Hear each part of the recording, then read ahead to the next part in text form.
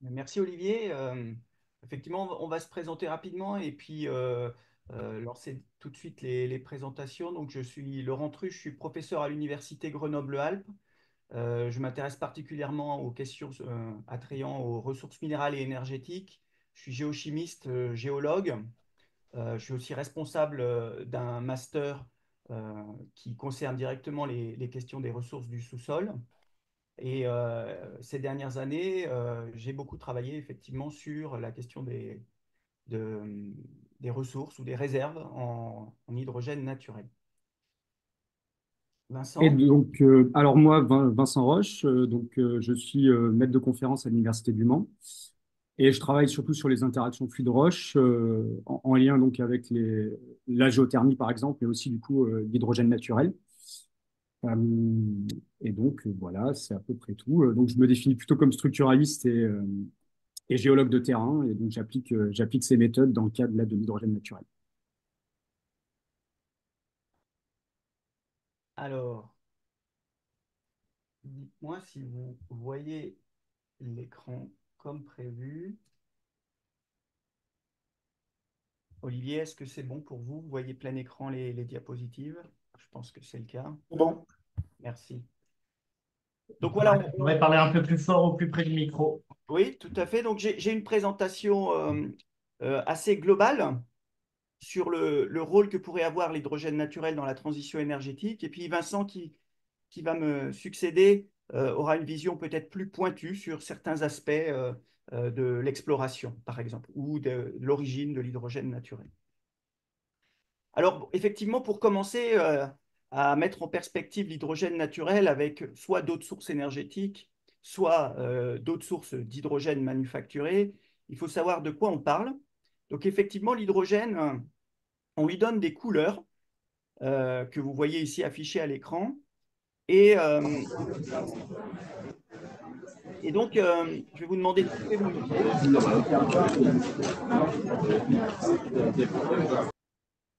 Voilà. Et donc, à l'heure actuelle, ce qu'il faut savoir, c'est qu'à peu près 98% de l'hydrogène, hein, quand je dis hydrogène, c'est la molécule H2, qui est utilisée par l'homme, eh bien, il est manufacturé, c'est-à-dire il est fabriqué à partir de ressources hydrocarbonées fossiles, principalement le méthane, donc le gaz naturel, mais aussi parfois le pétrole ou le charbon. Et donc aujourd'hui, ça représente à peu près 100 millions de tonnes produits annuellement d'hydrogène manufacturé. On voit que la production augmente énormément. En 2003, donc il y a une vingtaine d'années, elle était de moitié, 45 millions de tonnes. Et d'ici à 2050, on escompte une production de 150 millions de tonnes. Donc c'est véritablement une production qui va grandissant. Et la majeure partie de cette production manufacturée, elle sert à de l'industrie lourde et de l'industrie vitale, c'est-à-dire la fabrication d'engrais. Donc en clair, c'est notre source de nourriture qui en dépend, la fabrication de molécules organiques à haute valeur ajoutée, l'électronique, et puis aussi certaines applications de métallurgie, donc des grosses consommations d'hydrogène. La partie transport ou propulsion dans les fusées, c'est tout à fait anecdotique. Alors, on le produit aujourd'hui à un coût d'à peu près 1 à 2 kilos, 2 dollars par kilo, suivant la façon dont il est fabriqué. Et ça représente un énorme marché, hein, puisqu'il est estimé entre 80 et 160 milliards de dollars chaque année. Et sa production est émettrice de CO2, puisque pour produire une tonne d'hydrogène, on libère, alors ça peut varier suivant la source suivant si on utilise du méthane ou du charbon, mais enfin c'est autour de 10 tonnes. Donc pour une tonne d'hydrogène, on libère 10 tonnes de CO2. Alors donc ça, c'est ce qu'on appelle l'hydrogène gris ou l'hydrogène noir, et donc c'est le quasi-totalité de ce qui existe sur le marché aujourd'hui. Alors on peut le transformer en hydrogène bleu, mais ça ne se fait pas, ou peut-être qu'à l'échelle de quelques démonstrateurs, en récupérant le CO2 et en le séquestrant dans des aquifères ou des réservoirs profonds. Ensuite, on peut aussi le produire à partir d'énergies renouvelables en faisant l'électrolyse de l'eau. Donc, on utilise de l'électricité, alors de n'importe quel électron d'ailleurs, hein, mais là, l'idée, c'est d'utiliser un électron produit par des sources renouvelables, donc du solaire ou de l'éolien, par exemple. mais on peut bien sûr le faire à partir d'électricité nucléaire. Dans ce cas-là, on l'appelle l'hydrogène vert, une toute petite production actuelle, mais qui est anecdotique. Et enfin, on en vient aux deux couleurs qui nous intéressent aujourd'hui, l'hydrogène blanc ou l'hydrogène orange. Donc l'hydrogène blanc, c'est l'hydrogène qui est produit naturellement dans la croûte terrestre. Donc à l'heure actuelle, il n'est pas commercialisé, hein. Et l'hydrogène orange, c'est un hydrogène qui serait stimulé donc, par des procédés artificiels, mais où la réaction de production se produirait dans la croûte terrestre. Et principalement, ce qui est visé ici, ce sont des roches ultramafiques. Donc, vous voyez, cet hydrogène blanc, donc on lui donne différents noms, hydrogène naturel, hydrogène natif, hydrogène géologique, gold hydrogen aussi. Et donc, tout ça réfère à la même chose, hein. Évidemment, ce qu'on recherche ici, bah, ça va être des accumulations d'hydrogène sous pression dans des réservoirs poreux et perméables, en espérant avoir une production qui puisse satisfaire la demande dont j'ai déjà mentionné l'échelle à laquelle on doit se placer. L'hydrogène stimulé, il repose principalement sur des technologies de fracturation hydraulique, injection contrôlée d'eau avec différents agents chimiques pour accélérer la réaction et de puits de récupération d'hydrogène. Et donc, il y a actuellement des projets d'études, mais pas de pilotes. Alors, vous le savez tous, cet hydrogène naturel, il a stimulé un enthousiasme très important ces dernières années, comparable à la fièvre de l'or, avec des annonces parfois mirobolantes.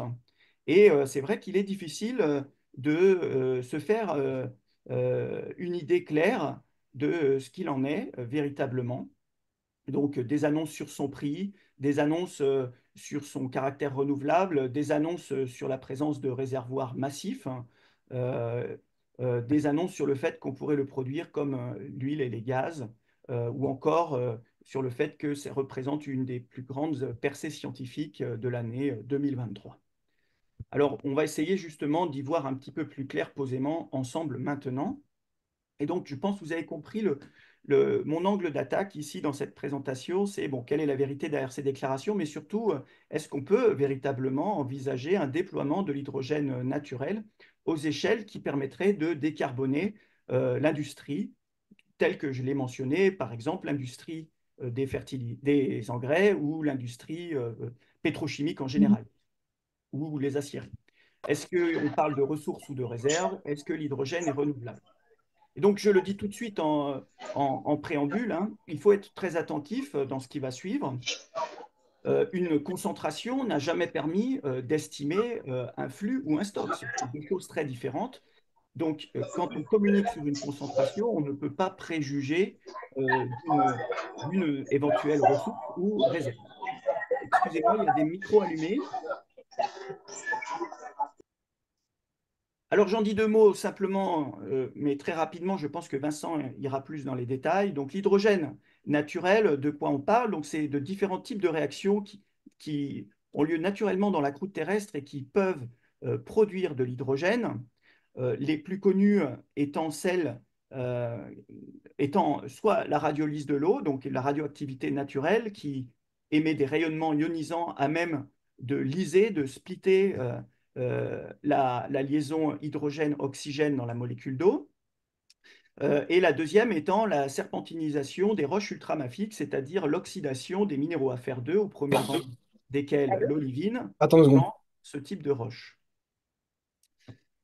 Il y en a d'autres sur lesquelles je passe aujourd'hui parce qu'elles sont plus anecdotiques et par rapport à mon propos. Alors l'hydrogène aussi, évidemment, vous le savez, ce n'est pas un gaz rare, il est réactif, c'est un agent réducteur, donc il va pouvoir réagir avec des molécules oxydées, par exemple les sulfates, les carbonates, les nitrates, euh, euh, avec ou sans la médiation de bactéries, donc de façon abiotique ou microbienne. Et puis, pour ordre de grandeur, donc la concentration de l'hydrogène dans l'atmosphère, c'est 530 ppb. C'est le deuxième gaz réduit le plus abondant dans l'atmosphère. Il a une dynamique réactionnelle très importante et il est au cœur de la dynamique chimique de notre atmosphère. Ce n'est pas du tout une molécule spectatrice, bien au contraire. Elle contrôle notamment la concentration du méthane et de l'ozone dans la haute atmosphère. Et cette molécule est en échange permanent avec les océans et les sols. Donc, c'est véritable. Ce n'est pas parce qu'elle est en faible concentration qu'elle est anecdotique. Alors, les occurrences documentées d'hydrogène naturel dans le monde ne sont pas si nombreuses. Alors, sur cette carte géologique du monde, vous voyez différents indices, différents endroits où l'hydrogène a été documenté et où on peut remonter à l'origine des données dans la littérature scientifique accessible. On distingue les ronds rouges qui sont principalement des évents hydrothermaux sur le plancher océanique et majoritairement localisés à l'axe des dorsales médio-océaniques. C'est ce qu'on appelle les fumeurs noirs notamment. Les ronds verts, ce sont donc les ophiolites, donc notamment des sources hyperalcalines ou bulles des gaz et de l'hydrogène. On en connaît un certain nombre maintenant. Les plus documentés sont en Oman, en Ligurie, aux Philippines, en Balès, en Nouvelle-Calédonie, pour n'en nommer que certaines. On voit aussi les ronds noirs. Donc là, ce sont plutôt des indices qui ont été documentés soit dans des forages, soit dans des inclusions fluides, dans des cratons précambriens ou dans des bassins intracratoniques. Là, dans ce cas-là, il s'agit la plupart du temps de sources diffuses dans les sols. On en reparlera. Alors, vous voyez, la petite carte de droite indique qui provient donc d'une revue exhaustive réalisée il y a maintenant 4 ans par Slavas Gonik. On voit qu'il y a beaucoup plus d'indices qui sont documentés dans les ex-républiques soviétiques, Russie, Ukraine principalement. Alors, ça vient bien sûr de l'intérêt que portaient ces scientifiques pour documenter l'hydrogène, mais je dois dire aussi ici que pour avoir essayé, c'est très difficile de mettre la main sur cette littérature, pas du fait qu'elle est en russe, mais souvent qu'elle n'est pas numérisée, donc il faut pouvoir se déplacer dans les bibliothèques pour y accéder. Parfois, ce sont simplement de simples abstracts de conférences. Donc ça va être difficile d'utiliser cette littérature-là pour discuter, quand bien même semblerait-il qu'il y ait beaucoup de données générées. Alors, aussi quelque chose d'extrêmement important, et on va y revenir, hein, les seuls endroits sur Terre où on peut voir un flux d'hydrogène, donc là je passe une étape supplémentaire après avoir parlé de concentration, ce sont les ophiolites, à une exception près, qui est le forage de Bourak-et-Bougou au Mali, dont je vais aussi faire mention un petit peu plus tard. Donc je disais justement, c'est important de savoir de quoi on parle, l'hydrogène dissous, occlus, phase gazeuse. Donc voilà quelques exemples d'hydrogène dissous, le fumeur noir de Rainbow, qui a fait l'objet de travaux exceptionnels menés par l'IFREMER euh, dès les années 70-80. Donc là, on parle ici d'hydrogène dissous dans des fluides hydrothermaux, dans des concentrations assez significatives. Vous voyez, 16 millimoles par kilo d'eau. Exemple d'hydrogène occlus, donc c'est-à-dire piégé dans les minéraux ou dans des inclusions fluides. Donc on voit par exemple ici un travail magnifique réalisé dans les années 80 par Jean Dubessy sur des inclusions fluides associées au gisement d'Oclo, où par spectroscopie Raman in situ, cette équipe a pu révéler la présence d'hydrogène dans les inclusions fluides dans des concentrations tout à fait surprenantes, jusqu'à 40 mol pour cent.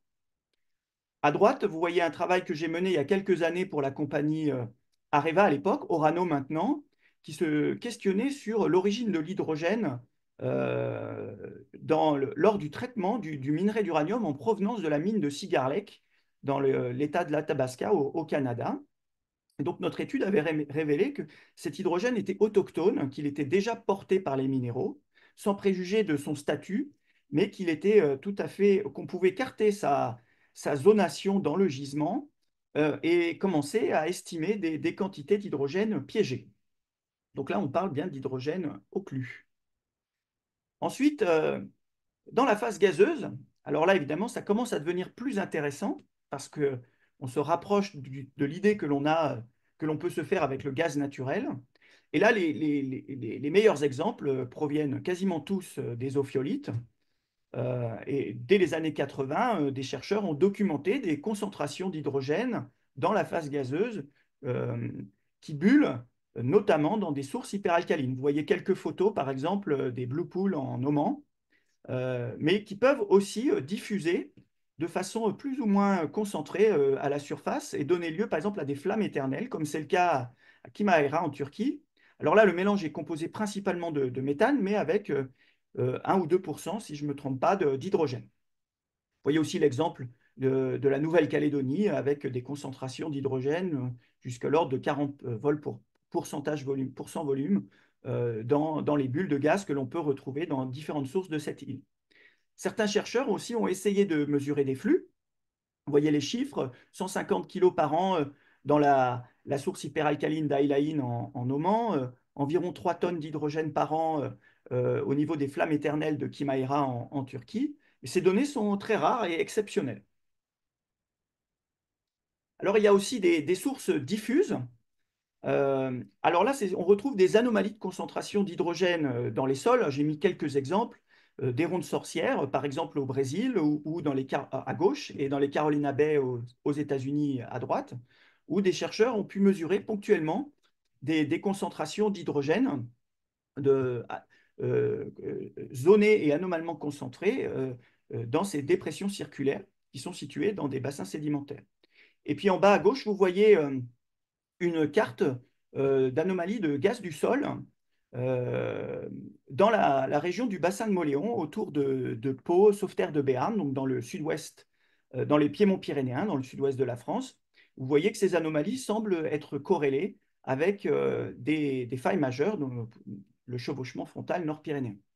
Alors, il y a eu aussi des estimations de flux, mais certains auteurs ont quand même souligné que les méthodes de mesure, la métrologie et les méthodes de calcul étaient encore à améliorer et qu'on ne pouvait pas, sur la base de mesures de concentration en surface, spéculer ou du moins discuter de la nature de la source de l'hydrogène, à savoir profonde, superficielle, induite par des microbes. Donc ça, c'est du travail en cours euh, qui ne permet pas encore véritablement de statuer sur ressources ou réserves pour l'hydrogène naturel.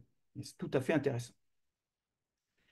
Alors, à une échelle plus globale, il y a aussi des travaux de modélisation qui ont été entrepris pour estimer des modélisations expérimentales ou numériques, hein, pour estimer des vitesses de production d'hydrogène et des flux d'hydrogène globaux.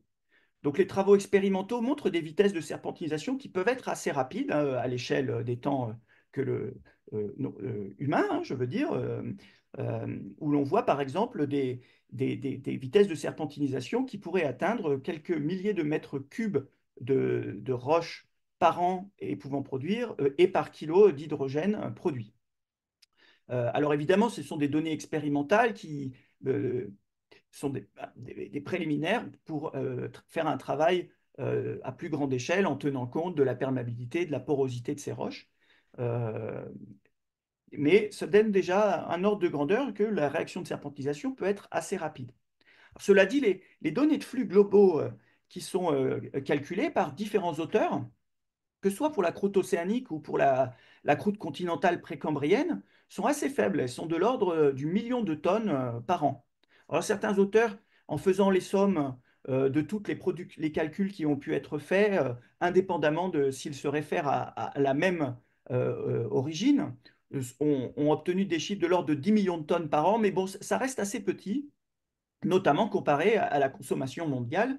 Et donc, ça permet quand même de questionner l'aspect renouvelable de cette ressource, puisqu'on voit que le flux annuel, tel qu'on est capable de l'estimer aujourd'hui, peut bien sûr changer par le passé, par le futur, pardon, ben, il reste très faible comparé à notre besoin. Alors évidemment, il y a un grand effort d'exploration pour documenter le système hydrogène avec des visées économiques. Donc, c'est des travaux qui sont orientés euh, pour pouvoir estimer des réserves et éventuellement des endroits fertiles où l'on pourrait envisager une exploitation rentable économiquement, hein. C'est la définition d'une réserve, une exploitation par laquelle on peut faire un profit, tandis qu'une ressource, c'est on connaît un indice, mais ça ne veut pas dire qu'on va pouvoir l'exploiter. Donc, évidemment, la réflexion s'engage sur quelles sont les sources, quels sont les chemins de migration, quels peuvent être les pièges, comment détecter des fuites en surface. Tout cela a à voir avec la connaissance, des connaissances qui sont déjà disponibles, mais qui nécessitent d'être adaptées, que ce soit dans le domaine pétrolier ou dans le domaine minier. Alors voilà un exemple de concept qui peut être discuté d'un système de production d'hydrogène source migration piège. Je prends l'exemple d'un bassin piémontais avec une, des roches mantéliques en position anormalement haute dans la croûte terrestre, donc à quelques 8-10 km de profondeur, comme ça peut être documenté par exemple dans les Pyrénées.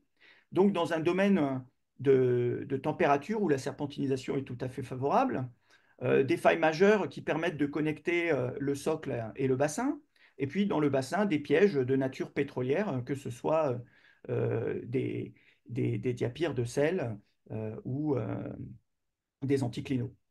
Euh, Ce qui est intéressant dans cette figure où j'attire votre attention, qui fait écho avec ce que j'ai dit au début sur le caractère réactif de l'hydrogène, c'est que si on veut pouvoir avoir des pièges, donc une accumulation d'hydrogène au cours du temps, ben, il faut qu'il puisse être préservé, c'est-à-dire non consommé par des réactions biotiques ou abiotiques.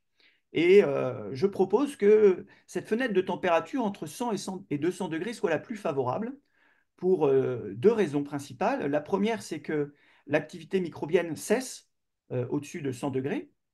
Les microbes sont connus pour être avides de l'hydrogène comme source d'énergie et que les réactions abiotiques, telles qu'elles sont documentées aujourd'hui dans la littérature, sont très lentes dans cette fenêtre de température, entre 100 et 200 degrés. On voit aussi que la solubilité d'hydrogène est assez similaire à celle du méthane. Donc on peut aussi commencer à réfléchir de la même manière qu'avec des modèles pétroliers, gaziers, sur ces questions de solubilité point de bulle. Donc voilà ce qu'on peut déjà commencer à imaginer au premier rang. Alors voilà, je voudrais présenter rapidement deux cibles qui pourraient être envisagées pour de l'exploration. Une première cible que je considère comme avec peu de risques mais peu de gains, donc ce sont les ophiolites. Peu de risques parce qu'on sait que l'hydrogène est déjà présent, mais peu de gains parce qu'on sait que ces roches sont dites tight, donc peu poreuses, peu perméables, et donc on n'escompte pas la découverte de grands réservoirs dans ces roches-là. Et puis à l'opposé, les bassins sédimentaires où l'on pourrait trouver dans le socle des roches ultramafiques, que ce soit des ceintures de roches vertes ou du manteau obducté, donc là, je pense que c'est plutôt du domaine du euh, euh, risqué, mais avec des gains potentiels substantiels. Risqué parce qu'aujourd'hui, on n'a jamais trouvé de réservoir sous pression enrichi en hydrogène dans ces bassins. Il y a peut-être quelques indices.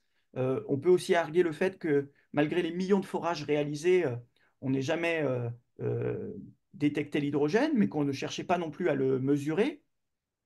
Euh, bon, cela dit, voilà, on peut voir les choses sous différents angles. C'est pas parce qu'on n'a pas trouvé qu'il n'y en a pas, ou, euh, peut-être que si on n'a pas trouvé, c'est que les occurrences sont rares. Bon, donc ça quand même montre un certain niveau de risque. Et puis bon, les gains, on les envisage bien, puisque là, on sait qu'on va pouvoir trouver des grands réservoirs.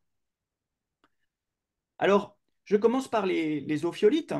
Et donc, vous voyez que ce sont des objets géologiques majeurs, ce n'est pas du tout anecdotique. Ici, vous voyez sur cette carte en projection polaire différentes ceintures ophiolitiques. La plus extraordinaire, c'est la ceinture ophiolitique jurassique liée à la fermeture de l'océan Thétis, qui apparaît en vert ici, où se trouvent la plupart des ophiolites où on trouve des occurrences des sources hyperalcalines ou bulles de l'hydrogène. Et là, je veux vous parler de l'ophiolite de Mirdita, qui est en Albanie, très proche de nous. Pour une fois, l'Europe n'est pas dépourvue de ce genre d'objets géologiques attrayants, si tant est que l'Europe soit dépourvue de tout objet géologique attrayant, souvent ce qu'on a laissé croire à nos concitoyens. Et donc, vous voyez ici une photo de cette chaîne montagneuse en Albanie, 40 km de la capitale, Tirana. Les sommets sont à 2000 mètres. L'entrée de la mine est à 800 mètres. C'est une mine de chromite qui est exploitée et qui va nous permettre d'accéder aux racines de cette ophiolite. Alors, je vous montre une petite vidéo pour que vous voyez la matérialité du dégazage. Alors, j'ai raté. Il faut que j'appuie quelque part. Voilà. Donc là, on est dans les galeries à peu près à 1000 mètres sous la surface, 200 mètres sous le niveau de la mer. Et ici, c'est ce qu'on appelle l'Albrac. Donc, c'est une piscine de drainage des eaux de la mine qui sont ensuite pompées et expulsées pour éviter l'ennoiement. On voit que ça bouillonne assez intensément, hein. Ce n'est pas une bulle après l'autre, c'est un jacuzzi. Le mélange de gaz, eh bien, il contient 84% pardonnez-moi, d'hydrogène, 13% de méthane et 2-3% d'azote. Donc là, c'est une mine qui est exploitée hein, actuellement par un groupe turc avec des ingénieurs et des mineurs albanais. Alors, bon, donc voyez la composition de ce gaz. Les fuites sont tellement importantes qu'il est également présent dans les galeries, hein, parfois proche de la limite de l'explosivité. Il y a déjà eu des accidents avec des morts et des blessés. La mine fait tout pour drainer cet hydrogène, le ventiler, l'expulser, le monitorer, le contrôler. Donc, c'est un laboratoire exceptionnel pour pouvoir mesurer des flux à différentes échelles. Il y a des petits forages où on peut mesurer des pressions et des débits. Euh, alors, ils n'ont pas été prévus exactement pour faire un travail dans les règles de l'art, mais enfin, ça permet de se faire des idées. Et puis surtout, comme le circuit de ventilation, lui, est parfaitement instrumenté, on peut mesurer dans différentes galeries des flux d'hydrogène. Donc, c'est ce qu'on a pu faire et on a publié ces travaux-là en début d'année dans le magazine Science. Et voyez la petite piscine kibulée que je vous ai présentée, là, qui est située dans les niveaux profonds, là, au niveau 19, à moins 120 mètres sous le niveau de la mer. Eh bien, elle fait 30 mètres carrés et il y a 11 tonnes d'hydrogène hein, par an qui est expulsé juste de cette petite piscine qui est située sur une zone de faille facilement identifiable. Et à l'échelle globale de la mine, en ayant accès au système, au circuit de ventilation principal, eh bien, c'est 200 tonnes minimum qui sont expulsées. Je dis minimum parce que toute la mine n'est pas ventilée, hein. Il ne ventile que la partie en activité.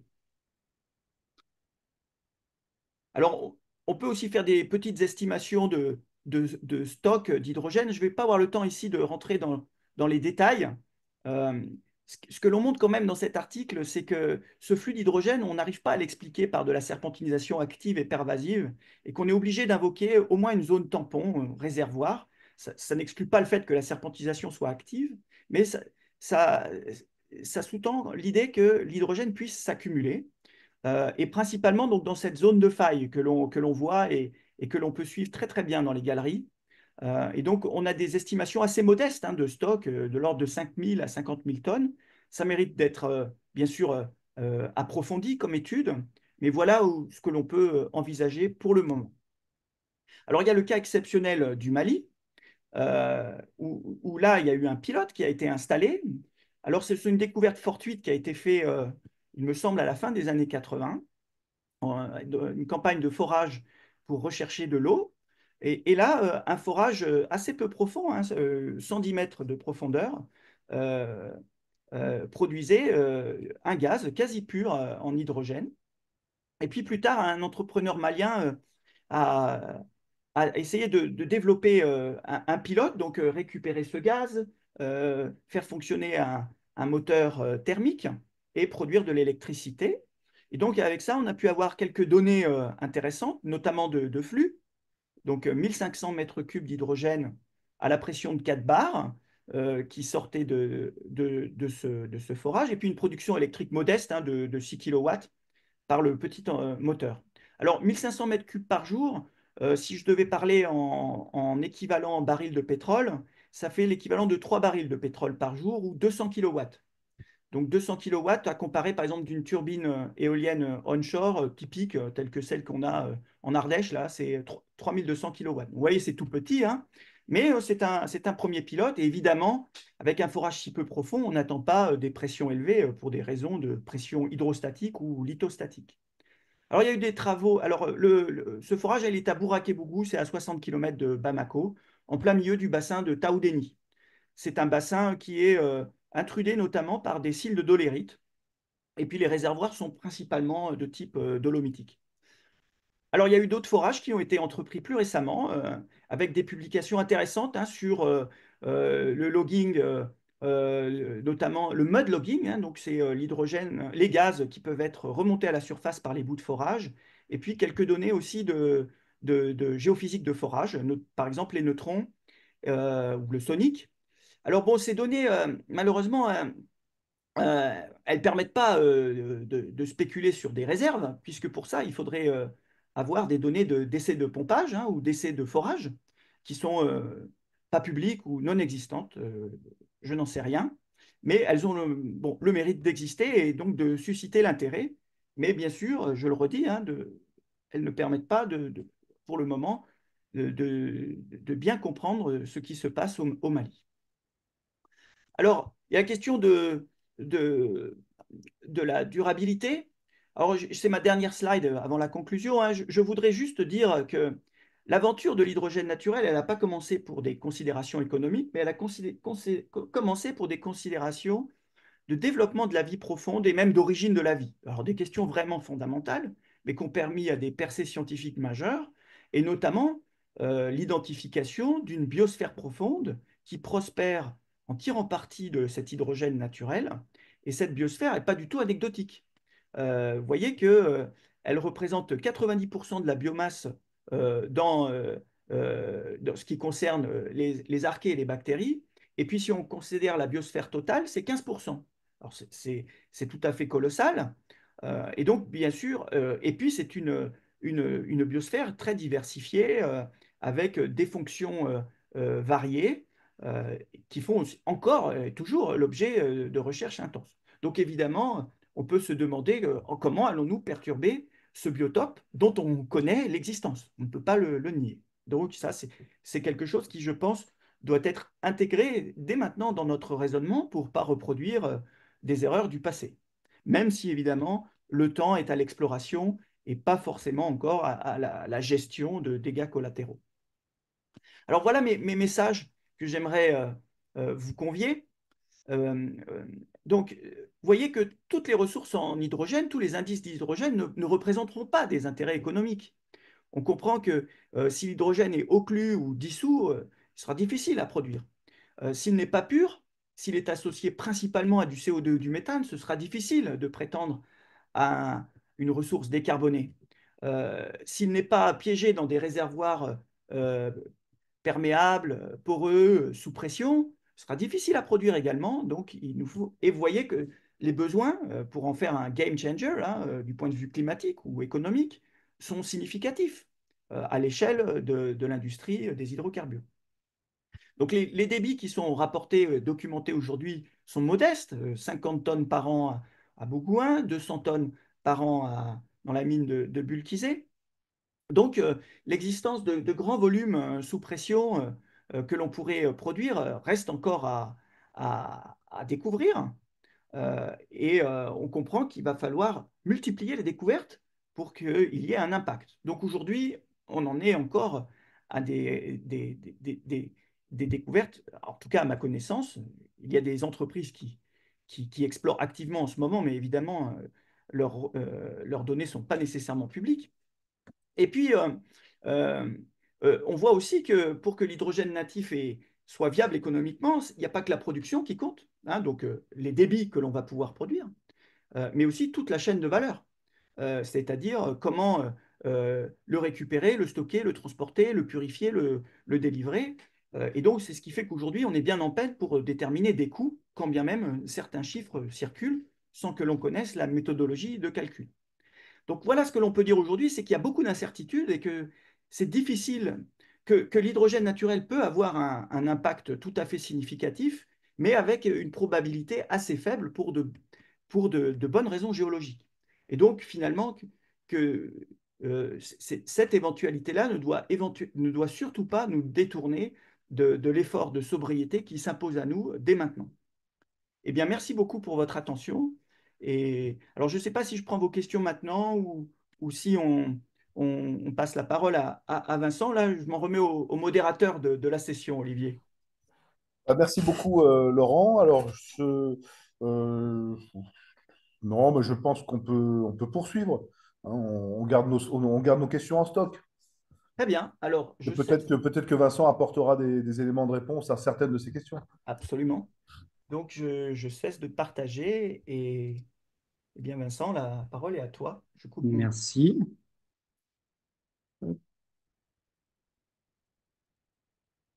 Est-ce que c'est bon? Vous voyez l'écran? Est-ce que vous m'entendez? Oui, Ouais. c'est bon, ça Ouais. marche. Donc, alors, tout d'abord, bah, merci pour l'invitation et pour discuter d'hydrogène naturel et surtout de sa genèse. C'est un peu l'objectif et le but de cette présentation aujourd'hui. Et puis, je remercie aussi bah, tous mes collaborateurs avec qui je travaille activement, Hugo, Isabelle, Dan, et Nicolas, etc., et Sidonie, par exemple. Alors, pour commencer très brièvement, puisque Laurent a déjà abordé tout ça, à peu près en 2020, hein, si on prend le rapport de l'Agence internationale de l'énergie, il y avait à peu près 120 millions de tonnes d'H2 qui étaient produites. Et cet H2, il est principalement utilisé comme vecteur énergétique. Il dessert les engrais, les industries chimiques ou encore le raffinage. Et il y avait seulement 1% qui était dédié en fait à l'énergie.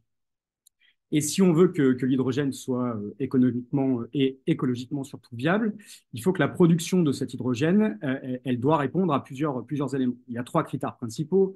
La compétitivité, forcément, les coûts de production ne doivent pas être trop élevés. Il faut également le rendement énergétique. Ça va être le cas, par exemple, pour l'électrolyse, hein, qui a un rendement de l'ordre de 25 à 30% à l'heure actuelle. Donc, de ce fait, la production, elle ne doit pas nécessiter trop d'énergie pour être rentable. Et puis, bien entendu, à l'heure actuelle, la propreté joue un rôle clé puisque le processus de fabrication, dans l'idéal, doit être non polluant. Et lorsqu'on s'intéresse un petit peu à cet hydrogène, d'où il vient principalement, eh ben, il y a plus de 95% de cet hydrogène qui provient de la production du vaporéformage. Donc, c'est-à-dire qu'on va venir casser la molécule de CH4, produire de l'hydrogène et générer également du CO2. L'intérêt, c'est que bah, le prix, forcément, au kilo de l'hydrogène est peu cher, de l'ordre de 1 à 2 et quelques euros. Récemment, donc, l'électrolyse est en train de se développer. Donc, ça, c'est l'hydrogène vert. Cette fois-ci, on va utiliser l'énergie solaire. On va utiliser, par exemple, l'énergie éolienne aussi. Et on va venir cette fois-ci casser la molécule d'H2O. Et donc, on va pouvoir générer de l'hydrogène et également générer aussi de l'oxygène. Donc, ça, c'est un procédé assez vert. Le problème, c'est que le coût de production est relativement élevé, de l'ordre de 5 à 10 euros par kilo. Et si on veut subvenir, par exemple, à la consommation mondiale de 2020, donc 100 millions de tonnes d'hydrogène, il faudrait utiliser à peu près 15% de la production mondiale d'électricité. Donc on voit bien que c'est quand même relativement compliqué. Et donc, on en vient à l'hydrogène naturel, avec la phase pilote qui a été développée au Mali, dont Laurent a parlé juste avant. L'intérêt ici, c'est qu'on pourrait avoir un impact environnemental relativement faible et également un prix relativement faible. Donc la production de ce fait d'hydrogène naturel semble être en tout cas probablement la plus prometteuse. Il est important de rappeler que si l'on veut un système hydrogène viable et dans son ensemble, il faut comprendre dans un premier temps sa génération. Et donc là, on peut faire des corrélations assez simples entre les systèmes d'hydrocarbures et donc les systèmes hydrogène. On va déjà dans un premier temps essayer de comprendre sa génération en identifiant par exemple les roches fertiles, en identifiant aussi les chemins préférentiels des fluides, puisqu'il faut un apport d'eau pour faire, par exemple, de l'oxydoréduction, et donc réduire l'eau, oxyder, par exemple, le fer. Et donc, il faut également comprendre les différents mécanismes. Il faut aussi comprendre son transport vers la surface. Une fois que cet hydrogène a été généré à différentes profondeurs, il va migrer. On ne sait pas trop s'il migre très rapidement. Est-ce que c'est des migrations plutôt localisées? Est-ce que c'est plutôt par diffusion au sein des différentes unités, des différentes roches, ou c'est plutôt par convection? De nombreuses questions demeurent sur ce sujet-là. Et bien entendu, il faudra ensuite identifier les zones d'accumulation. Et donc, similaire au système pétrolier, on va pouvoir regarder les différents pièges structuraux, les différents pièges sédimentaires, comme par exemple le sel. Donc, de ce fait, si on rebondit sur la présentation de Laurent, il y a des émanations un petit peu d'hydrogène de partout. On les retrouve dans différents pays, avec des concentrations, des flux qui ont été estimés, calculés, etc. Donc, une grande diversité des émanations, et ça se traduit forcément par différents mécanismes qui vont générer cet hydrogène. Donc, je vais vous présenter brièvement les principaux mécanismes et les mécanismes un peu plus secondaires pour avoir une idée générale de ces derniers. Donc, le premier, le plus connu, c'est en fait les réactions d'oxydoréduction entre l'eau et le fer réduit Fe2. Donc, si on prend la formule ici structurale, on va avoir du fer2, on va ajouter de l'eau, et donc ce fer va s'oxyder, va passer en fer3, et ça va générer de l'hydrogène. Donc, c'est très connu, hein, puisque ça correspond par exemple au processus de serpentinisation, et donc ça a été mis en évidence pour la première fois au niveau des planchers océaniques avec des travaux dans les années 80. Klein et collaborateurs en 2020 font une synthèse un petit peu de ces différents systèmes et proposent un flux de l'ordre de 10 millions de tonnes par an, associé donc à ces processus de serpentinisation au niveau des dorsales.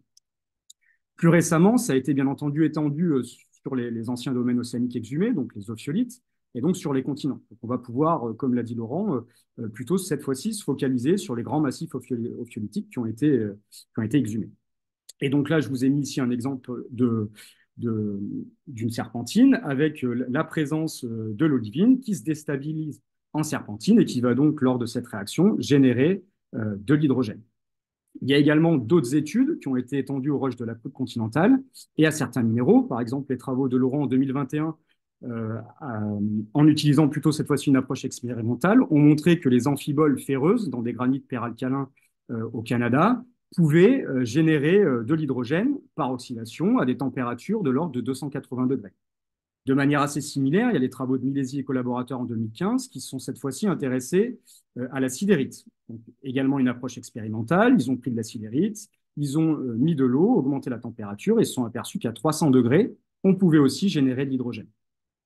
Et puis plus récemment, les travaux de Gémon et collaborateurs en 2023, cette fois-ci, se sont focalisés plutôt sur la magnétite, à travers aussi des approches expérimentales. Et lorsqu'on oxyde la magnétite, donc lorsqu'on la transforme en hématite, on va également pouvoir générer de l'hydrogène. Ce qui est intéressant, c'est que des manips ont pu être faits à basse température, donc à l'ordre de 80 et quelques degrés. On arrive aussi à générer de l'hydrogène. Un autre processus important, souvent invoqué dans la littérature, c'est la radiolyse de l'eau. La radiolyse de l'eau, c'est quoi? C'est des éléments radioactifs qu'on va retrouver dans la croûte. Ça va être l'uranium, ça va être le thorium, ça va être le potassium, par exemple. Donc des éléments en grande quantité en général, notamment dans des domaines plutôt archéens ou néoprotérozoïques. On va venir donner de l'énergie et donc casser la molécule d'H2O et on va retrouver notre hydrogène et notre oxygène. Donc ça a été aussi également découvert dans les années 90, avec notamment, par exemple, les travaux de Sherwood Lellard, où il y avait des corrélations qui ont été faites entre la présence d'hydrogène, également la présence d'hélium, souvent associée par exemple, à des intrusifs ou encore à des roches riches en uranium, et donc une corrélation pour dire que la radiolyse jouait probablement un rôle dans la formation d'hydrogène. Il y a également, plus récemment, des études qui ont été faites au Canada par War et collaborateurs en 2019, qui ont analysé en fait différents types d'eau circulant à différentes profondeurs au Canada, et ils sont surtout donc focalisés sur différentes mines, plus ou moins riches en nickel, donc plus ou moins riches en cuivre, etc., où donc certaines roches étaient, par exemple, des ophiolites ou des granites. Et ils se sont aperçus qu'en analysant les différents types d'eau, ils pouvaient atteindre, à certains endroits, jusqu'à 15,6% d'hydrogène dans ces eaux. Récemment également aussi, les travaux de Laurent en 2018, il vous a précédemment monté cette figure, on voit qu'en fait, il y a des teneurs importantes en hydrogène au niveau ici des argiles, et donc probablement liées au phénomène de radiolyse, puisque ces argiles sont également très riches en uranium. On peut voir que les concentrations sont aux alentours de 400-500 ppm pour l'uranium et pour l'hydrogène. Un dernier élément relativement important, avec les travaux assez récents d'Orsfield et collaborateurs en 2022, montre également aussi que la maturation tardive de la matière organique peut générer de l'hydrogène.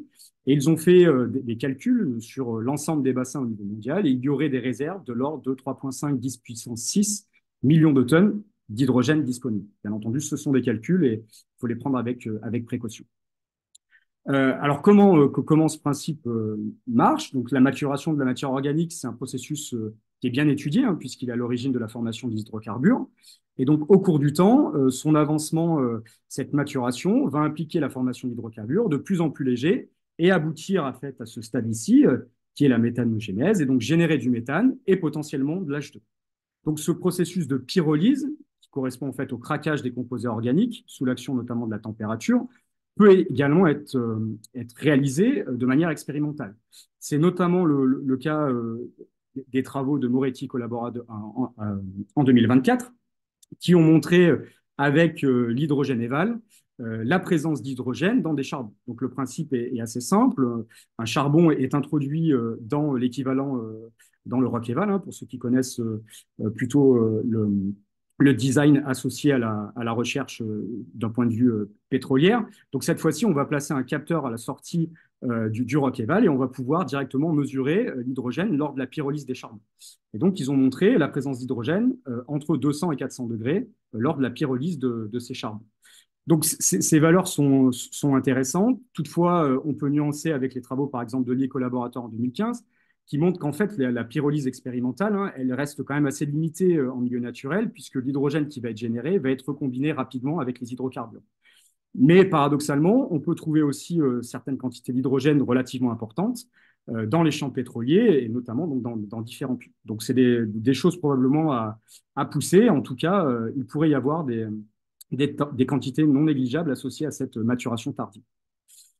Il existe aussi d'autres mécanismes. Donc, les trois précédents, ce sont les principaux, probablement les plus étudiés, à la fois d'un point de vue expérimental, d'un point de vue numérique, et donc également aussi via des observations de terrain. Il y a également des mécanismes secondaires difficilement quantifiables. On parle par exemple du dégazage volcanique. On sait que certains volcans peuvent générer de l'hydrogène lors d'une éruption, par exemple. On peut aussi mentionner les failles actives via des processus de réaction mécano-radicalaire, donc entre l'eau et les silicates broyés lors de l'activité sismique. On va avoir une génération d'hydrogène. Le problème, c'est que c'est difficilement conciliable avec le concept d'un système hydrogène, puisque dans ce cas-ci, les gaz vont directement s'échapper et donc on ne pourra pas le stocker, l'accumuler au cours du temps. Il y a également aussi des théories qui sont annoncées sur l'hydrogène primordial, qui est surtout défendu par la communauté des collègues russes. Donc cette fois-ci, l'hydrogène serait formé et stocké au début de la formation de la Terre, donc il y a 4 et quelques milliards d'années. Et donc, il serait stocké principalement dans le noyau et dans le manteau inférieur. Donc, pour étayer leur propos, il y a plusieurs travaux hein, qui montrent par exemple que les pérovskites, qui est une roche que l'on retrouve essentiellement dans le manteau inférieur, pourraient contenir de l'hydrogène dans ses défauts cristallins. Donc ça, ce sont les exemples des travaux de Demouchy et Belfo-Casanova en 2016, qui montrent du coup la présence ici d'hydrogène.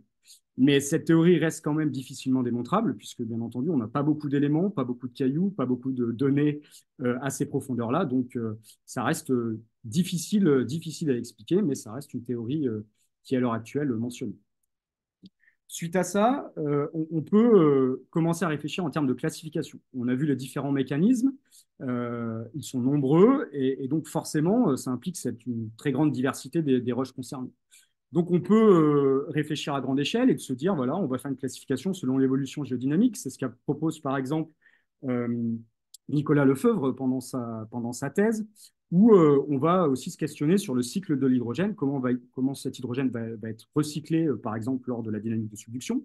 Et donc, on peut trouver, selon le contexte, un processus plus ou moins important. Par exemple, si on prend contexte orogénique et d'obduction, on va avoir principalement de la serpentinisation. Ça va être le cas des Pyrénées dans le système orogénique. Laurent a mentionné la mine en Albanie avec l'obduction et les teneurs de 84 et quelques % d'hydrogène dans cette mine. On va avoir, du coup, par exemple, de l'hydrogène qui a été mesuré au Stromboli avec des quantités de l'ordre de 32% lors de certaines éruptions volcaniques. Et puis, on peut retrouver dans les systèmes, cette fois-ci, cratoniques, beaucoup d'intrusifs, les granites peralcalins. Donc, c'est l'exemple que je vous ai monté au début avec ces amphiboles ferreuses qui vont être altérées. Et puis, l'exemple du Mali avec plus de 98% d'hydrogène dans les puits. Donc, on peut réfléchir comme ça à ce type d'approche pour mieux comprendre un petit peu ceci. Il y a également d'autres propositions qui sont faites, et ça, c'est les propositions de Lévy et collaborateurs qui sont plus tournées vers la prospection. L'idée, c'est cette fois-ci de mettre sur une carte les différents types de roches. Et donc, on peut, comme ça, s'intéresser, par exemple, à la distribution mondiale des ophiolites et de regarder les différents endroits où l'hydrogène a été mentionné, ce qui correspond aux différents points verts. Donc ça pourrait mettre en évidence que certaines ophiolites pourraient être étudiées plus en détail si on veut comprendre justement ce processus de serpentinisation à terre. De manière assez similaire, on peut regarder aussi la distribution des roches en fer rubané, donc les BIF, qui sont en général très riches en magnétite. Et donc, si on altère, on oxyde cette magnétite, on va pouvoir générer de l'hydrogène. Et donc, on peut aussi, du coup, compiler, par exemple, toutes les roches rubanées à la surface de la Terre. Et donc, du coup, pourquoi pas aller prospecter et regarder s'il y a de l'hydrogène associé à ce type de dépôt. De manière similaire, on a vu que la radiolyse est un processus relativement connu et relativement important. Et ben, on peut également aussi mettre sur une carte les différentes provinces uranifères à l'échelle mondiale et puis donc réfléchir aux différentes émanations associées à ça et pourquoi pas prospecter d'autres endroits. Et enfin, le dernier point, qui concerne cette fois-ci la maturation organique, de la même manière, on peut mettre tous les bassins à l'échelle mondiale et puis, pourquoi pas, aller prospecter ces différents bassins. Donc, on voit bien que les classifications sont en train d'évoluer, elles changent selon les processus, selon le type de roche. Mais voilà, l'idée, c'est d'arriver à identifier certains processus dans différents contextes ou pour certaines roches. Donc maintenant, je vais vous montrer un exemple de nos travaux récents sur le bassin du Waterberg en Namibie. Et lorsqu'on comprend ici la figure publiée par Lévy et collaborateurs en 2023, donc issue de données expérimentales, on va retrouver en fait la température et puis on va voir la génération en millimoles par kilo de roche, ici d'hydrogène. Et ce qu'on s'aperçoit en fait, c'est que la plupart des travaux se focalisent sur la serpentinisation. Donc on va avoir des péridotites, on va avoir de l'olivine, avec des teneurs en génération de millimoles aux alentours de 10 jusqu'à 100 millimoles par kilo de roche, à des températures en fait relativement élevées. Pour que la serpentinisation soit efficace, on a des températures plutôt de l'ordre de 200 jusqu'à 300, 350 et quelques degrés. Il y a également les travaux donc, de Laurent sur les amphiboles riches en fer, à des températures relativement importantes, 350 et quelques degrés, mais qui génèrent également aussi de l'hydrogène de manière assez similaire en fait aux olivines ou aux péridotites. Et puis donc récemment, les travaux de Gémon et collaborateurs qui montrent cette fois-ci que l'oxydation de la magnétite, même à basse température, peut produire de l'hydrogène en quantité en fait somme toute assez similaire au processus en tout cas de serpentinisation. Et donc, l'idée ici, c'était de s'intéresser particulièrement à la magnétite et d'essayer de comprendre si les émanations d'hydrogène, elles peuvent être liées aux réactions d'oxydoréduction dans des roches magnétiques, et donc en se focalisant principalement sur la magnétite, dans le domaine intracontinental. Alors, pourquoi la Namibie? Puisqu'il y avait des travaux précédents qui ont été réalisés par Moretti et collaborateurs en 2022, qui avaient en fait mesuré sur le terrain différentes émanations d'hydrogène avec des teneurs de l'ordre de 0 jusqu'à 200 et quelques ppm sur différentes dépressions, donc ces fameux rondes sorcières dont Laurent a mentionné lors de sa présentation. Donc, on avait des émanations d'hydrogène et on sait également qu'il y a l'unité du Chuos, qui est une unité de roches rubanées, donc des roches très riches en fer, avec des teneurs supérieures à certains endroits à 50%. Donc, l'idée, c'était de cibler cette zone. Donc, c'est ce qu'on a fait. Et si on prend le contexte très rapidement géologique de la Namibie, voici le bassin du Waterberg, il se situe à peu près dans la partie centrale de la Namibie. Et donc, tout autour de ce bassin, on retrouve des roches métamorphiques et on va retrouver notamment à l'affleurement ces fameuses roches rubanées, donc ces fameux bifs, très proches du bassin et également sous le bassin. La méthode qu'on a utilisée, elle est basée principalement sur la caractérisation de la fuite en surface. Donc, on a un analyseur de gaz portatif et puis on va faire différentes mesures dans le sol pour voir s'il y a de l'hydrogène ou pas. Suite à ça, on fait aussi des prélèvements et on fait des comparaisons en laboratoire avec notamment la chromatographie en phase gazeuse pour justement avoir des données un petit peu plus complètes sur les gaz et en tout cas plus précises. Suite à ça, on a également caractérisé la source en profondeur, basée principalement sur les observations de terrain, des données géophysiques et également donc, des analyses assez classiques en laboratoire. Voici les principaux résultats sur le terrain. Ce qu'on peut voir, c'est que en ciblant donc, ces dépressions, on retrouve en général dans ces dépressions des anomalies en hydrogène. Elles sont principalement localisées plutôt sur les bordures. Ça a été montré dans pas mal de papiers, ça a été discuté. Ce qu'on voit ici, c'est que le range en ppm donc, est relativement faible, mais quand même présent, avec des points compris entre 0 jusqu'à 200 ppm. On a aussi des valeurs donc, au micro-GC, et ces valeurs atteignent même jusqu'à 850 ppm dans certains endroits. Donc une anomalie présente dans ce bassin.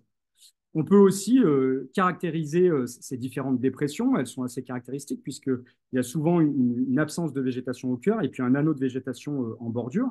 Et donc, on peut s'amuser à l'échelle du bassin. Donc, ici, on a le basement. On retrouve ici l'ensemble du bassin avec la discordance qui est localisée ici. Et donc, on voit en fait que la plupart de ces dépressions se localisent principalement au niveau du bassin, et on peut faire comme ça des cartes de densité pour essayer de discuter la distribution spatiale de ces fuites d'hydrogène. Concernant cette fois-ci la source et donc l'analyse des roches, on peut utiliser par exemple les cartes magnétiques dans la région du Waterberg. Et vu que forcément ces roches rubanées sont très riches en magnétite, et ben, normalement on a une signature relativement importante, et c'est le cas ici. On va retrouver donc cette unité du chose qui nous intéresse, qui est très riche en magnétite. Elle se retrouve ici, on peut la suivre assez facilement. Donc c'est ce segment rouge important. Et donc on est allé sur le terrain, l'échantillonner à différents endroits.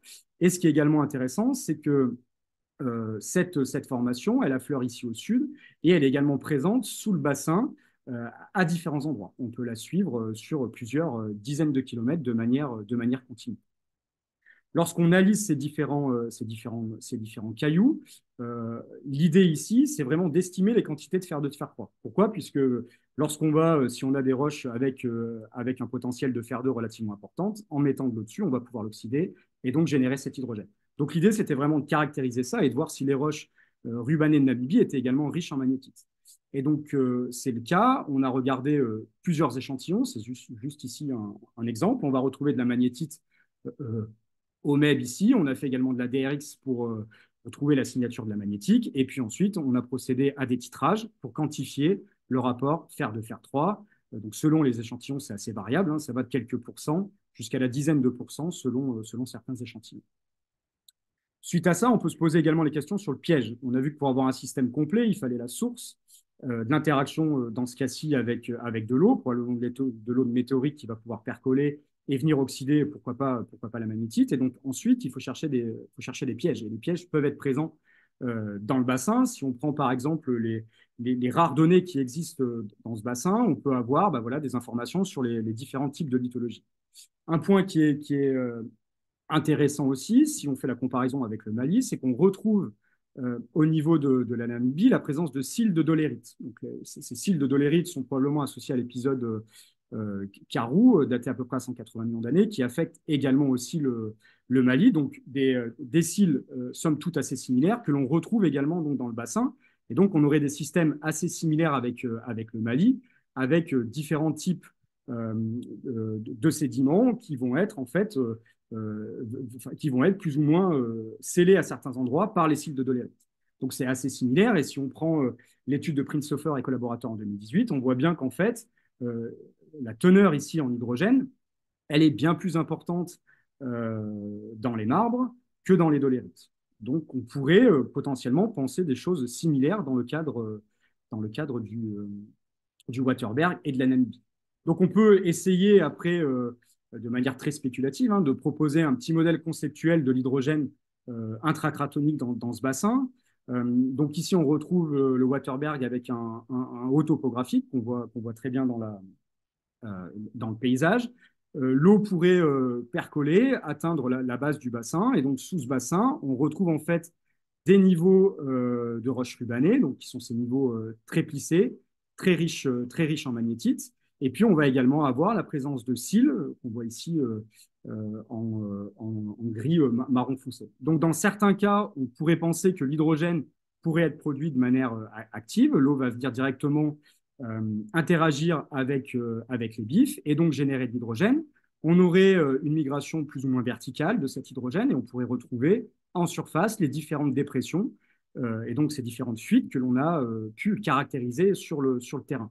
Inversement, les zones potentielles d'absence de fuite pourraient, elles, correspondre en fait en profondeur à la présence de cils. Et donc, on pourrait, pourquoi pas, avoir ici un système d'accumulation. Bien entendu, ça reste très spéculatif et il faudrait aller plus loin pour tester ça et notamment investir dans de la géophysique pour apporter des contraintes. Donc, pour terminer, le message vraiment important, c'est qu'il y a à l'heure actuelle trois principaux mécanismes qui se dégagent. C'est surtout les réactions redox entre l'eau et le fer. Et on voit qu'en fait, il y a une multitude potentiellement de minéraux qui pourraient être impliqués par ces processus. Il y a également la radiolyse de l'eau et aussi la maturation tardive de la matière organique. Un point aussi important, c'est que dans le domaine continental, vu qu'il y a une très grande diversité de roches, eh ben, le flux ou alors les différentes concentrations que l'on va mesurer en surface, il est toujours difficile de savoir exactement la source de cet hydrogène. Donc tout ça reste très incertain tant qu'on n'a pas des données de puits, par exemple. Et puis l'étude du Waterberg donc en Namibie pourrait indiquer l'existence d'un système hydrogène. On aurait des roches fertiles avec la présence de la magnétite dans ces roches rubanées. On aurait un transport de l'hydrogène vers la surface. Alors, convection, diffusion, ça, c'est difficile à faire. Et il y a probablement beaucoup de travail là-dessus à faire d'un point de vue numérique hein, pour mieux comprendre les coefficients, par exemple, de diffusion de l'hydrogène dans différentes lithologies, puisque pour l'instant, nous n'avons pas accès à ces données.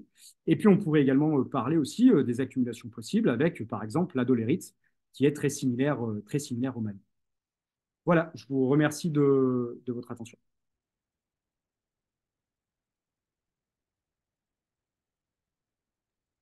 Je reprends la parole. Bah, merci beaucoup pour ces deux présentations très très claires, hein. Et donc, effectivement, Vincent, tu as répondu à quelques questions que je me posais à partir de la présentation de Laurent. Alors, ça, on va ouvrir le bal des questions. Et donc, bah, manifestez-vous en utilisant le symbole lever la main. Alors, peut-être pour démarrer. Ah, je vois qu'il y a déjà une question. Voilà. Donc, de Patrick Lebray. Et peut-être, oui, ok, allez-y. Oui, bonjour, vous m'entendez? Bon. Oui. C'est bon? Oui, moi, ça va être une question d'exploration.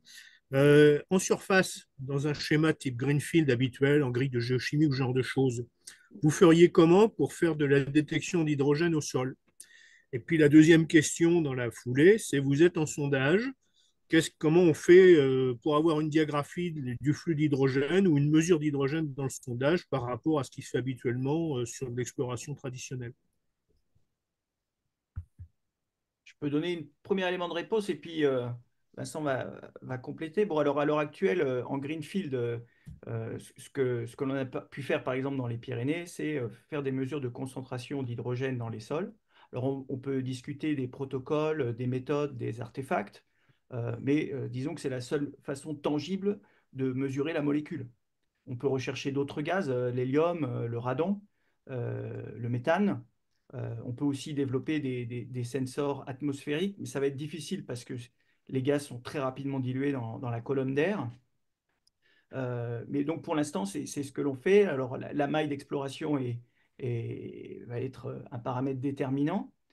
Et donc c'est pour cela qu'on a besoin de modèles pour pouvoir raffiner cette étape qui ressemble en fait à la prospection tactique et stratégique que l'on a lorsque l'on recherche dans les sédiments des anomalies de concentration en métaux, par exemple.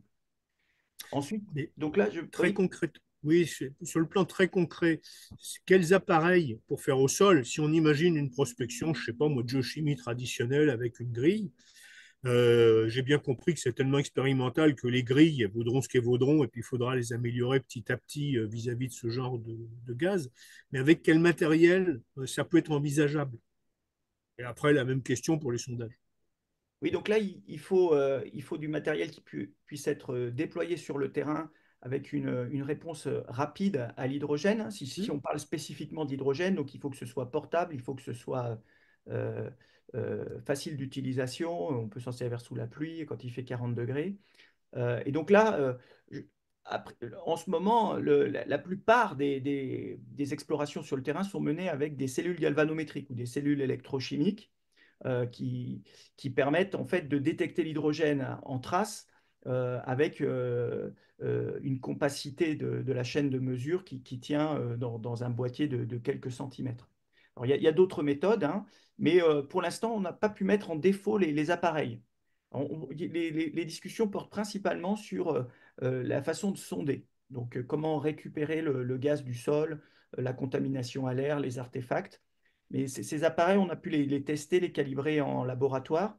Ils fonctionnent bien. Alors, il y a la correction en température qui mérite attention, surtout lorsqu'on n'a pas la maîtrise de ce que fait l'analyseur. Mais enfin, c'est des choses qui sont tout à fait sous contrôle, en théorie. Alors, pour répondre à la deuxième partie sur le forage, donc là, ça, c'est ce qu'on appelle le mud gas logging. C'est ce qu'on fait. Alors, tous les forages ne sont pas équipés pour ça, hein. À côté de la foreuse, dans ce qu'on appelle le mud pit, on installe un dégazeur, donc une cloche avec une hélice qui dégaze la boue. Et puis ensuite, avec une petite pompe d'aquarium, on crée un léger vide dans cette cloche qui va permettre d'acheminer les gaz vers une suite analytique qui est généralement installée dans un Algeco à côté de la foreuse. Alors là, on peut y mettre tous les instruments qu'on veut, des spectromètres de masse, des chromatographes en phase gazeuse, des analyseurs de radon et d'autres encore. Donc typiquement, c'est ce qu'on a déployé en Italie sur les forages ICDP, là, des forages continentaux, International Continental Drilling Program. Ça fonctionne très bien. Alors bien sûr, c'est compliqué à mettre en œuvre. D'abord, il faut maîtriser la spectroscopie de masse avec les interférences isobariques, où il faut gérer l'alicotage euh, d'une chaîne analytique en chromatographie, par exemple. Mais c'est extrêmement précis. Puis il faut corriger de la profondeur, puisque la boue, quand elle arrive en surface, bah, il y a un temps de délai entre le drill bit, où il se trouve en profondeur, et puis la boue qui est remontée en surface. Mais enfin, c'est tout à fait possible. Et puis on peut mesurer plein d'autres gaz associés, l'hélium, le méthane, le CO2, bien entendu. Alors, le mud gas logging, c'est quelque chose qui doit être fait dans les règles de l'art, euh, parce qu'il faut savoir qu'il y a plein d'artefacts qui vont entrer en compte dans le signal. Alors, bien sûr, les artefacts de production d'hydrogène, on en a parlé, par exemple le drill bit métamorphisme, mais aussi toutes les opérations sur le rig, sur la foreuse. Donc, il y a par exemple ce qu'on appelle le trip gas. Donc, ça, c'est quand on remonte les tubes de forage, eh bien, il y a un effet de succion. Donc, on crée une anomalie sur le log de gaz.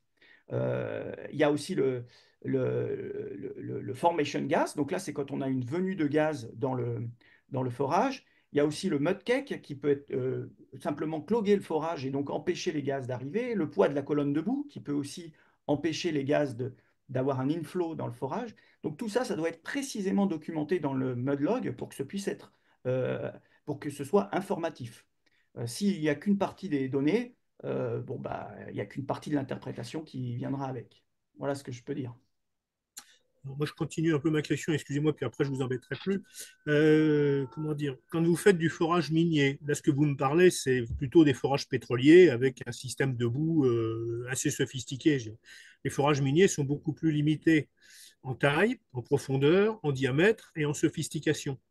Et souvent, vous avez de résultats à la sortie de forage. Quand vous faites du rapide, ça va être des cuttings, c'est-à-dire de la roche broyée qui sort d'un trépan quelconque, ou au contraire une carotte.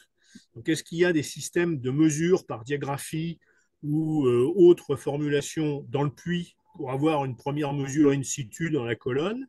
Ou est-ce que quand on a comment dire, soit des cuttings, pas forcément très gros, hein, c'est quelques millimètres cubes un cuttings, hein, soit comment dire, un bout de carotte dans un état quelconque qui peut être très beau ou complètement cassé. Est-ce qu'il y a des manières qui soient relativement simples et faciles à mettre en œuvre pour mesurer ou avoir un premier niveau d'information sur de l'hydrogène, ou est-ce qu'on est encore vraiment dans la R&D et c'est pas pour demain qu'on aura quelque chose de facile? Je suis sûr qu'il y a d'autres personnes dans l'assistance qui vont pouvoir compléter. Alors, bien sûr, les cuttings ou les bouts de carottes, on peut les broyer dans des enceintes étanches et puis mesurer les gaz qui sont libérés. Alors, c'est pas forcément préjugé d'un flux ou d'une réserve. Ça peut simplement, est-ce qu'il y a de l'hydrogène piégé dans la roche ou pas? Donc ça, c'est ce que l'on peut faire sur la matière. Bien entendu, on peut aussi, euh, dans le forage, installer des tuyaux de pompage qui permettent de remonter du gaz en surface et de l'analyser rapidement. Le mieux, c'est d'avoir des petits paquets qui permettent d'isoler des sections du forage. Euh, donc, il y a plein de choses qui peuvent être faites pour réduire les coûts. Effectivement, le mud gas logging, c'est quand même assez cher. Mais on peut le miniaturiser. Et bien sûr, ça va diminuer peut-être la portée des conclusions, mais enfin, c'est tout à fait possible. Voilà, je laisse la parole à d'autres personnes qui ont leur idée sur l'affaire. Merci.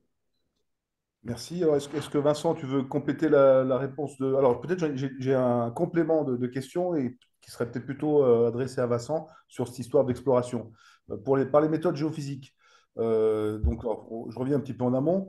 Est-ce qu'on connaît suffisamment le comportement physique de l'hydrogène en comparaison par rapport à celui du méthane ou de l'eau pour ensuite avoir une idée de quels vont être les pièges préférentiels et comment on va pouvoir distinguer ces signatures les unes des autres par les méthodes géophysiques. Oui, alors là-dessus, en fait, justement, il y a pas beaucoup de données dans la littérature sur l'hydrogène. Et c'est toute là la question. Il y a que quelques papiers hein, qui caractérisent, par exemple, la diffusion dans certains types de roches. Par exemple, les argiles, ça a été assez bien étudié. Pourquoi? Parce que souvent, on stocke sous les argiles des déchets, par exemple, nucléaires. Et donc, on va faire de la radioactivité s'il y a de l'eau qui va être en contact. Et en fait, il y a de l'hydrogène qui va être généré. Donc, ça existe. Et donc, du coup, en effet, l'absorption aussi des argiles va être relativement importante. Et on va retrouver dans dans ces argiles de l'hydrogène. Donc l'idée, c'est de calculer, de voir un petit peu ces coefficients de diffusion dans ces argiles. Mais en fait, il y a très peu de données. Donc là, il y a, je pense, pour calibrer les modèles numériques, il faut absolument commencer vraiment à réfléchir, justement, est-ce que l'hydrogène peut diffuser de manière... on sait que c'est très volatile, mais quels sont ces coefficients de diffusion, par exemple dans du sel, dans des grès, dans des carbonates, tout ça, on n'a pas. En tout cas, à ma connaissance, on manque de Là, données là-dessus. on parle de diffusion, pas de percolation. Alors, on peut parler de diffusion, on peut parler de est-ce que c'est de la convection, donc ça va dépendre probablement de la perméabilité du milieu. Donc là-dessus, il y a tout un tas de paramètres à prendre en compte et probablement pas mal d'expérimental à développer si on veut avoir des résultats et apporter des contraintes là-dessus. Ça c'est une certitude. Et donc, de la même manière, la signature géophysique, elle viendra aussi en complémentarité avec ça. Nous, dans le cadre de nos recherches, hein, souvent, c'est très basé quand même sur de la prospection. Donc, en effet, on a ces analyseurs de gaz portatifs et on se balade un petit peu sur le terrain pour voir les différents endroits où l'hydrogène pourrait émaner. Derrière, pour faire de la géophysique, c'est du matériel un peu plus lourd, un peu plus coûteux, ça demande plus de temps, ça demande aussi de la réflexion, mais en effet, c'est clairement des choses à pousser d'un point de vue, je ne sais pas, de données sismiques, électromag, etc. Enfin, en tout cas, on pourrait faire des choses bien plus précises. Je pense que Laurent doit avoir des idées là-dessus aussi avec le radon, ce qu'a notamment utilisé par exemple Nicolas Lefebvre pendant sa thèse dans les Pyrénées pour voir justement s'il y avait un flux dynamique, puisque le radon en fait disparaît, enfin est produit très rapidement et puis en fait disparaît très rapidement. Il a une durée de vie qui est éphémère. Et donc ça pourrait par exemple nous indiquer s'il y a un flux ou pas associé par exemple à l'hydrogène. Et puis le dernier point, c'est peut-être aussi l'isotopie. On n'en parle pas beaucoup, mais on sait qu'il y a beaucoup de données maintenant isotopiques hein, qui existent sur le méthane, sur le CO2. Puis il y a tout un tas de corrélations qui sont faites ou non avec, je ne sais pas, le méthane est plutôt associé, enfin il est abiotique, il va plutôt être associé au processus de serpentination, plutôt, voilà. Il y a vraiment différents contextes. C'est toujours débattu, mais en tout cas, il y a beaucoup de données isotopiques. Et pour l'instant, pour l'hydrogène, en fait, il y a très peu de données. Donc, on ne sait pas aussi si, par exemple, on fait de l'isotopie sur l'hydrogène, si on fait des clumps, est-ce qu'on va être capable d'avoir une idée sur la source? Est-ce qu'on va, voilà. Il y a beaucoup de questions, peu de réponses, mais c'est ça qui est intéressant. Ça, bon, on est dans le domaine de la recherche fondamentale. Alors, avant de prendre les questions de Vincent et Isabelle, à moins qu'il s'agisse aussi d'éléments ou des questions qui portent sur la partie exploration, Moi, c'était plutôt un élément de réponse aux on questions. peut continuer à ce moment-là sur la même thématique de l'exploration et puis on passera aux questions qui sont dans le chat et celles de Vincent. Oui, par rapport aux questions précédentes, c'est clair que dans le domaine des hydrocarbures, on a pas mal d'outils maintenant. Donc, on rêve d'en avoir dans le domaine de l'hydrogène. Alors, l'hydrogène éval là, qui vous a été présenté, c'est un essai dans ce sens-là. Actuellement, quand on a des cuttings ou des roches qui peuvent générer de l'hydrogène, savoir ce qu'elles ont déjà généré, ce qu'elles sont encore capables de générer et à quelle vitesse et à quelle température, on peut l'approcher, mais avec des manips très très longues.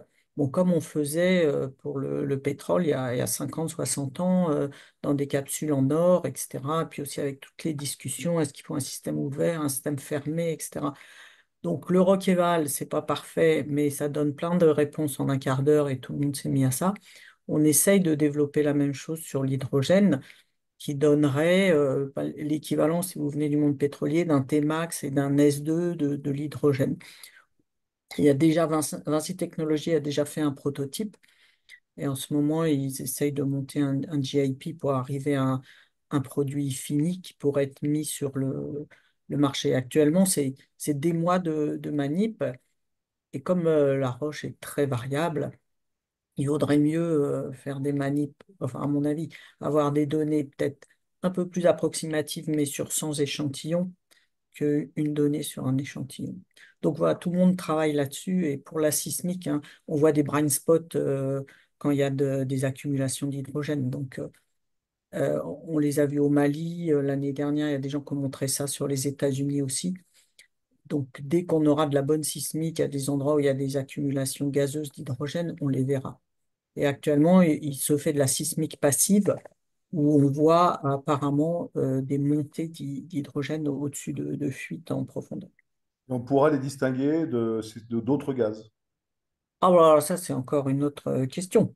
Et puis, ben, déjà, je sais pas, si vous êtes dans de l'archéen, vous pouvez penser que la probabilité de trouver du méthane est faible. Oui, mais c'est plus par déduction, quoi. Non, non, mais disons que c'est un blind spot, on sait qu'il y a quelque chose. Après, voilà, ça rassure la hiérarchie quand il faut forer. Vincent Carboni?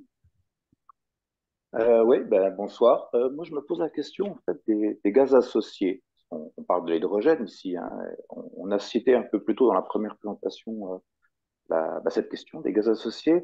Et si on cherche de l'hydrogène aujourd'hui dans le sous-sol, il y a un intérêt évidemment du point de vue de la recherche académique, mais bien sûr, on veut aussi trouver, ce que j'entends, une manière qui nous permet de produire de l'hydrogène sans passer par la case vaporéformage euh, et donc sans produire de CO2. Et donc, qu'est-ce- quelle idée a-t-on des volumes, notamment de méthane, également de CO2, qui pourraient se retrouver associés à cet hydrogène dans le sol? Et si on le sort, qu'est-ce qu'on en fait? Et est-ce que le bilan en termes de gaz à effet de serre, que ce soit méthane ou CO2, va être aussi intéressant? Voilà. J'ai pas bien compris la question. Peut-être Vincent ou... Ce qui est sûr, c'est que, en tout cas, dans le cas du soil sampling, hein, selon les différents endroits où on va, il y a énormément de variabilité. À la fois donc, sur les teneurs en concentration d'hydrogène, hein, qui varient grandement de quelques ppm jusqu'à quelques milliers de ppm à certains endroits, jusqu'au pourcent dans certains cas au niveau des feuilles.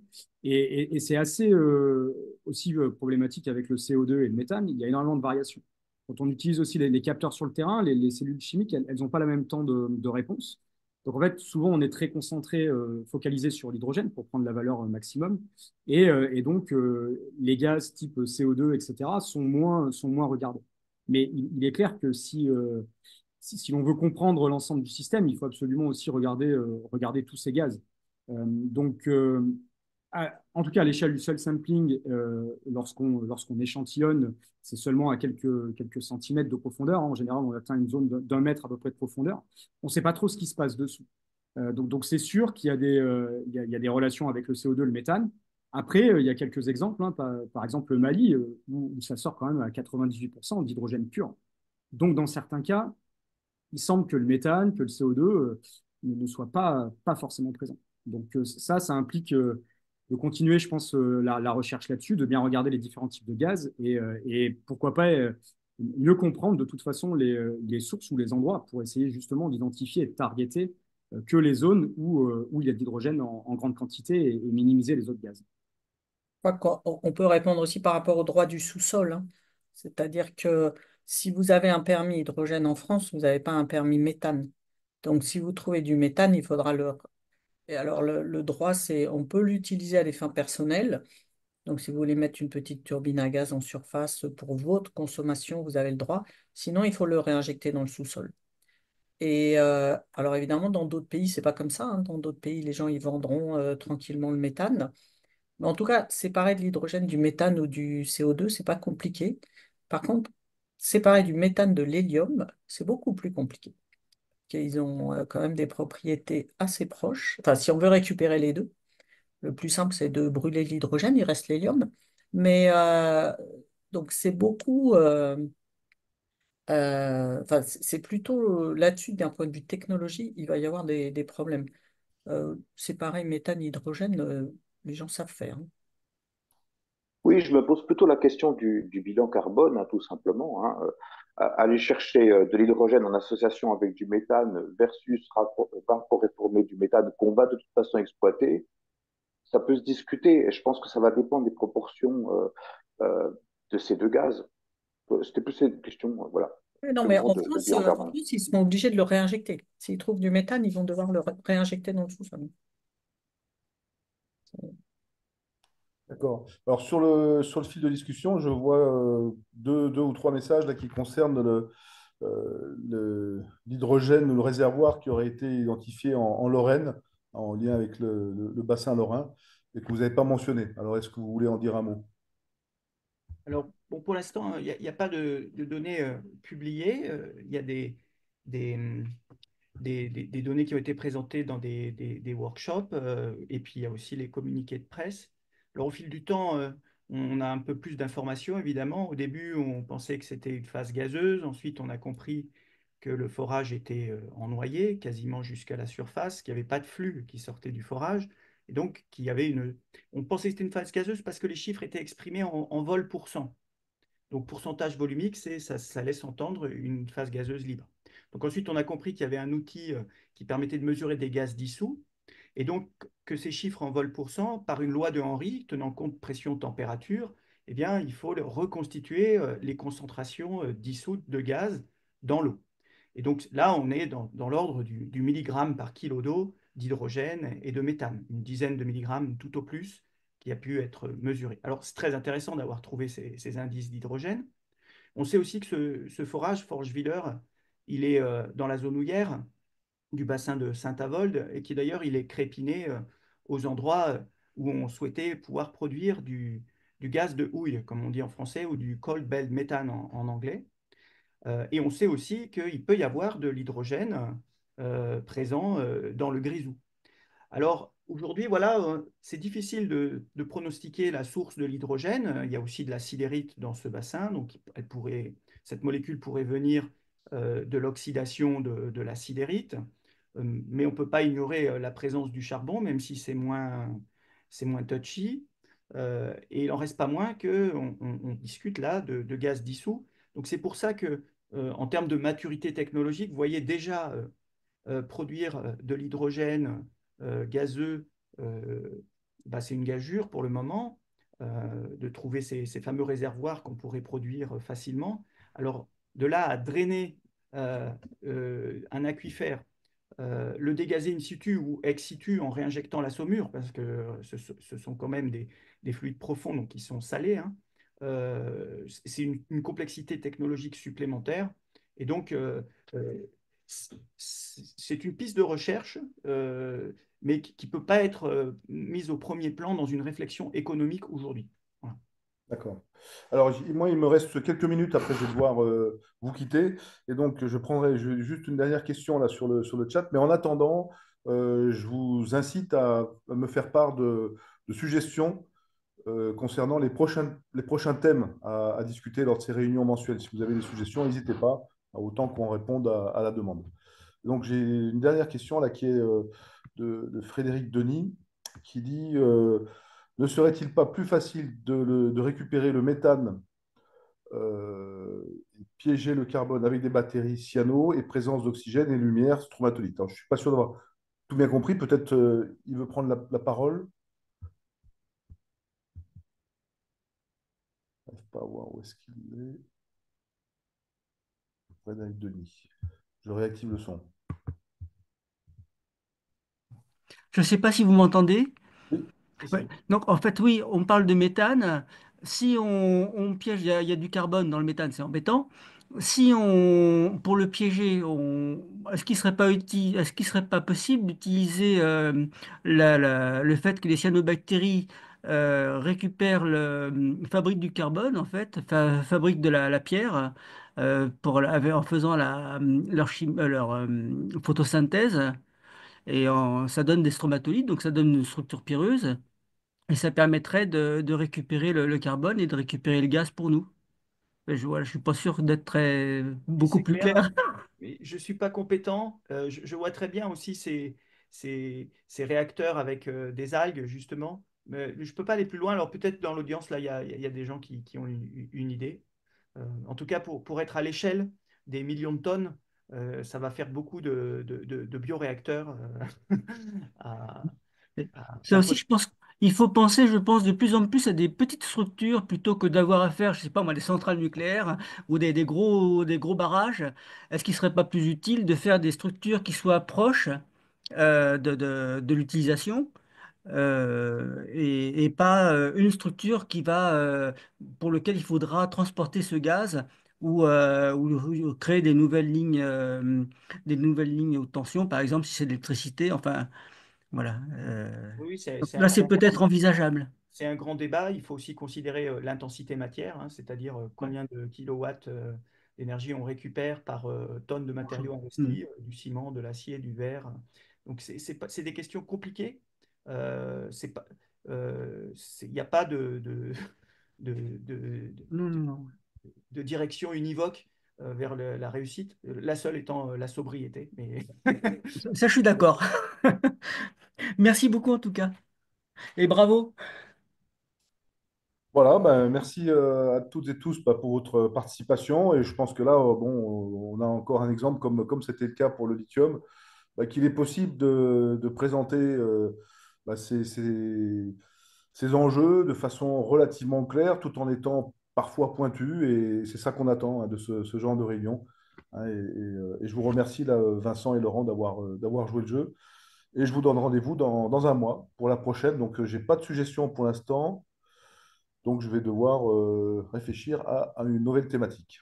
ben, Ben, merci sinon, beaucoup, si ça vous... Olivier, pour cette grande responsabilité que tu as là. C'est quand même incroyable de pouvoir animer. Là, aujourd'hui, il y a quand même presque 60 personnes. Bon, c'est pas grand-chose, évidemment, quand on écrit un tweet sur LinkedIn, on peut avoir plus, mais d'avoir, d'essayer, parce que cette Société géologique de France, c'est quand même quelque part un lieu fédérateur pour les géologues. Donc, de pouvoir se rencontrer comme ça, c'est extrêmement agréable. Et effectivement, puis d'avoir aussi cette salle à Paris qui nous rend tant de services à maintes occasions dans l'année. Donc, tu as une grande responsabilité avec tes collègues. Voilà, et puis donc vous pouvez toujours m'envoyer des suggestions par mail, hein, directement à olivier.vanderhaeg@jet.omp.eu. Et on a aussi des auditeurs du Québec. Merci d'être aussi présent du Québec. Voilà, et ben dans un mois. Au revoir, bonne soirée. Merci beaucoup, au revoir.